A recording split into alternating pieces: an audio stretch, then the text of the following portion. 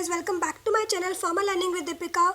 I hope you all are doing great. So without wasting your time, let's start with our topic adverse drug reaction. So मेरे previous video lectures में मैं adverse drug reactions के factors को cover कर रही थी, जिसमें कि patient related factors अपन already cover कर चुके हैं. अब जो factors बचे हैं वो है drug related factors. So इस lecture में अपन drug related factors को cover करेंगे. सो गाइस, जो ड्रग रिलेटेड फैक्टर्स होते हैं उसमें इंक्लूड होता है डोज एंड फ्रीक्वेंसी, सेकंड होता है inherent toxicity of the agent और थर्ड होता है polypharmacy. So let's talk about the dose and the frequency. So guys, आप लोगों को मालूम है कि जो ड्रग का डोज है और उसकी फ्रीक्वेंसी की उसको कब देना चाहिए, वो भी अगर आप सही टाइम से नहीं करते हो तो भी एडवर्स ड्रग रिएक्शन होने के चांसेस होते हैं. जैसे कि फॉर एग्जांपल किसी ड्रग को आपको सुबह लेना है तो आप उसको इवनिंग में ले लेते हो, किसी ड्रग को अगर दोपहर में लेना है तो आप उसको मॉर्निंग में ले लेते हो. तो इस वजह से भी एडवर्स ड्रग रिएक्शन होने के चांसेस होते हैं. एग्जाम्पल के लिए देख लेते हैं, अगर बिसफॉस्फोनेट आप बेड टाइम पे लेते हो तो ईज़ोफेकाइटिस होने के चांसेस होते हैं. और एस्पिरिन की जो एंटीप्लेटलेट इफेक्ट है वो इवनिंग में ज़्यादा पोटेंट होती है एज़ कम्पेयर टू मॉर्निंग.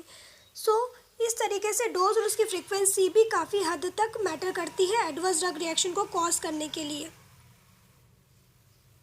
अब इनहेरेंट टॉक्सिसिटी की बात करते हैं तो कुछ ड्रग ऐसी होती हैं जो अगर आप उनको ज़्यादा अमाउंट में ले लेते हो तो एडवर्स ड्रग रिएक्शन कॉज करती है. सपोज़ कोई ड्रग आपने ली है और उसका डोज आपके प्लाज्मा में उसका कॉन्सेंट्रेशन जो है बहुत ज़्यादा हाई हो गया है, थेरेपेटिक रेंज से अबव हो गया है, तो वो एडवर्स ड्रग रिएक्शन कॉज करेगी, ऑब्वियस सी बात है. तो ये इंटेंशनली भी हो सकता है, अनइंटेंशनली भी हो सकता है जब ड्रग का ओवरडोज हो जाता है. तो अब बात करते हैं पॉलीफार्मेसी की.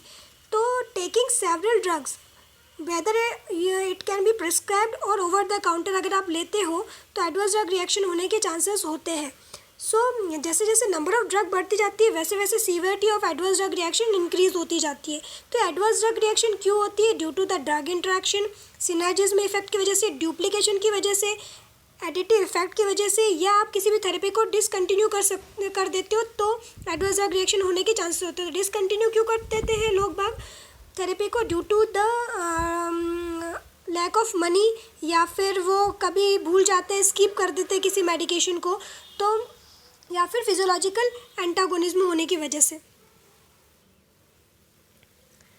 तो अगर आप किसी भी सपोज करो कि आपको एक डिसीज़ हुई है, उस डिसीज़ को ट्रीट करने के लिए आप 2-3 ड्रग एक साथ ले रहे हो तो भी एडवर्स ड्रग रिएक्शन कॉज होंगे. सपोज़ कि आपने 2 एनाल्जेसिक ले ली या कोई भी एंटीहिस्टामिन ड्रग ले ली विथ सिडेटिव ड्रग, या फिर 2 एंटी हाइपरटेंसिव ड्रग ले रहे हैं तो भी आपको एडवर्स ड्रग रिएक्शन होंगे. तो ये क्यों होता है? Due to the lack in the coordination between the physician, pharmacist and patient can lead to the adverse drug reactions. So guys, that's all for today. We'll meet with next video. If you haven't subscribed to my channel yet, then please go and subscribe it. Till then, bye bye. Take